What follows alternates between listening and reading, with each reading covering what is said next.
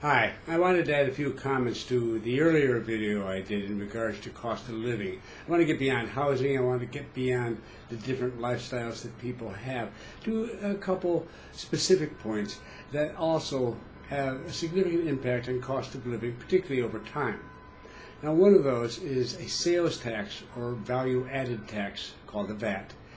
Most of you come from countries, I'm sure, that have either a sales tax or a VAT, and you know that that definitely does add on to your cost of living.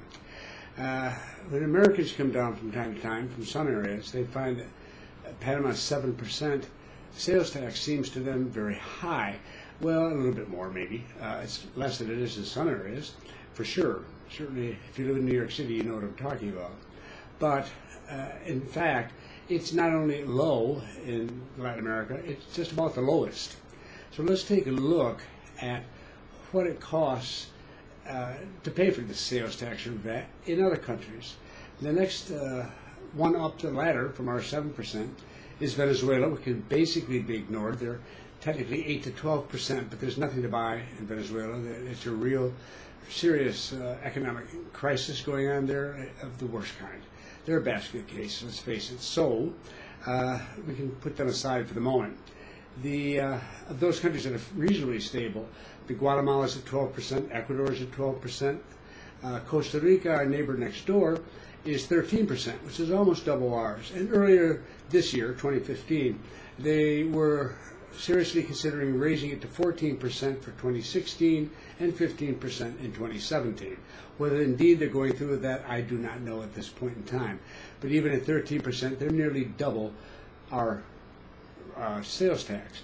Then you have others. You have Bolivia at 13%, but you have Colombia at 16%, Peru at 18%, Chile 19%, Argentina 21%, Uruguay 22%. I mean, you've basically, there's a 5, 10, even 15% difference in taxes between Panama at the bottom and everybody else above them.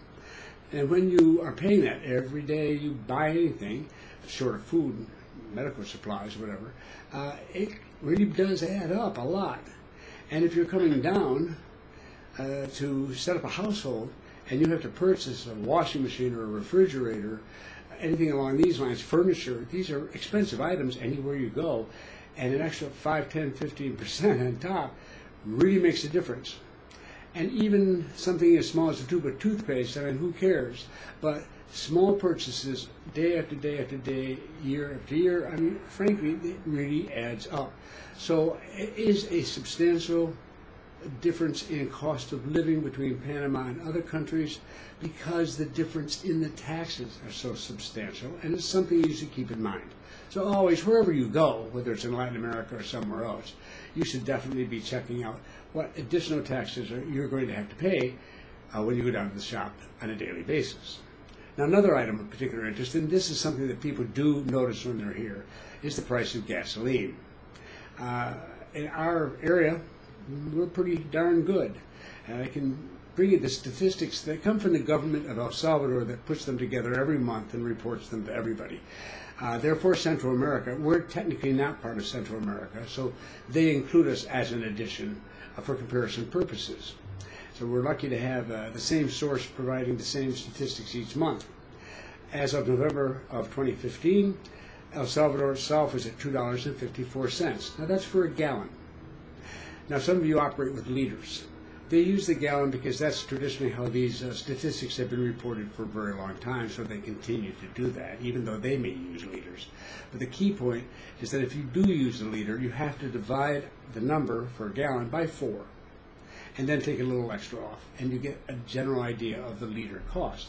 So we had the $2.54 in El Salvador, $2.59 in Guatemala, $3.20 in Honduras, $3.23 in Nicaragua, but Costa Rica, $3.76.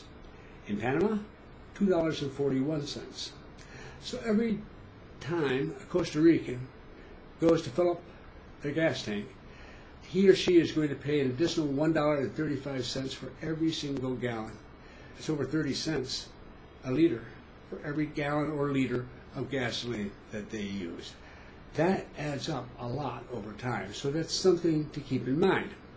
Now, Another way of looking at it, though, comes up from time to time to people visiting with me. I just had, again, somebody last week or so I was talking to who had visited Ecuador, and they said, "Oh, wow, Bob, you can get gasoline for $1 a gallon in Ecuador." And I thought, yeah, I know that. I didn't realize necessarily it was $1, but I know it's very, very cheap. This sort of cheap gasoline in nations like Ecuador and Venezuela, where they had it less than 10 cents a gallon, if you can believe that. These came at a time earlier on when the nation was first beginning to really produce oil and selling it. And the local folks at that time, they thought, well, if we're producing the oil, the gasoline should go way down in price.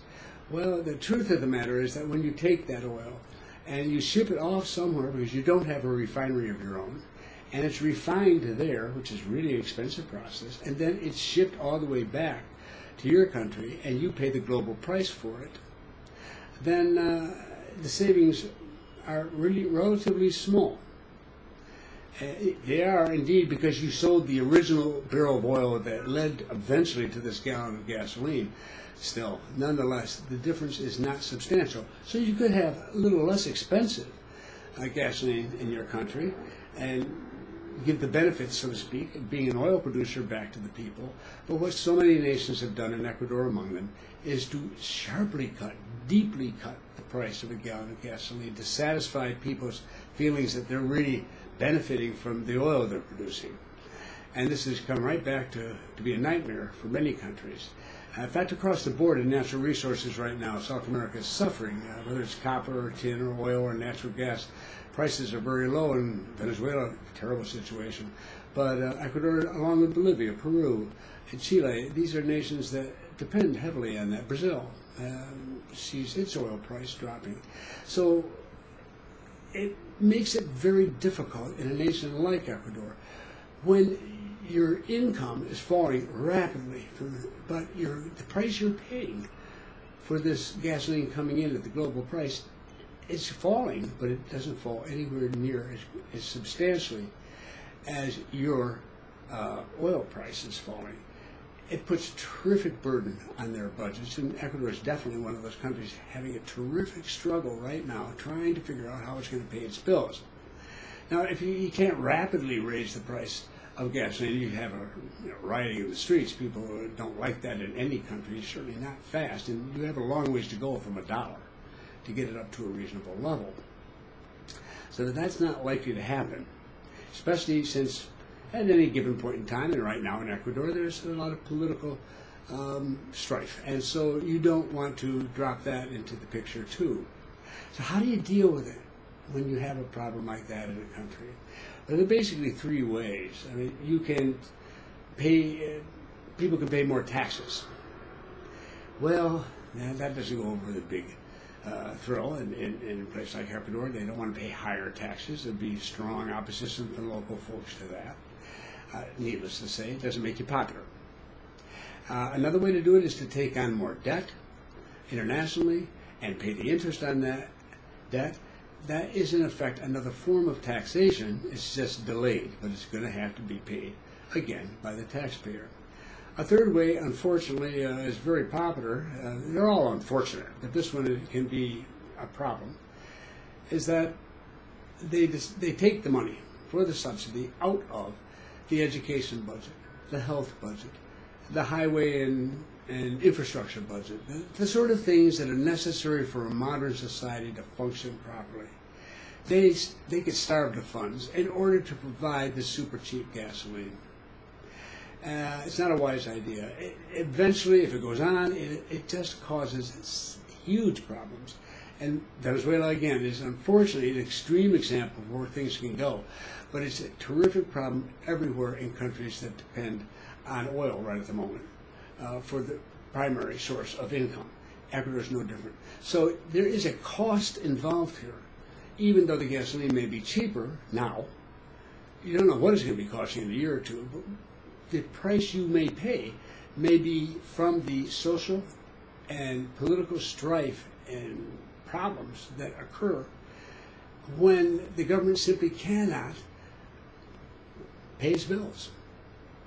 It can't deliver on what it promises, and it doesn't get better. It gets worse. You can understand that. It can happen in your country as well. Well, it certainly can in a place like that. So the expatriate resident, the cost they pay is to have to live in a society like that. And it can be very unpleasant. Not necessarily dangerous unless things really fall apart, but it can be very, very unpleasant to have people feeling that way.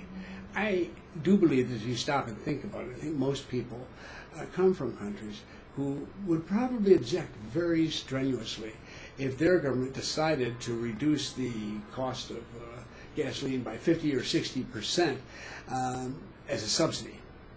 They hold it. I mean, people worried about climate change are certainly not going to be happy with that.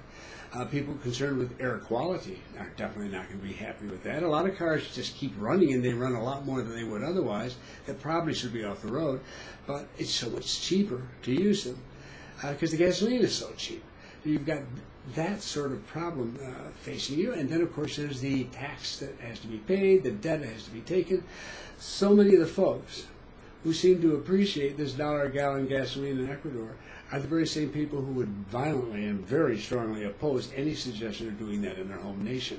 And there's reasons why they feel that way, and they should apply those to Ecuador as well.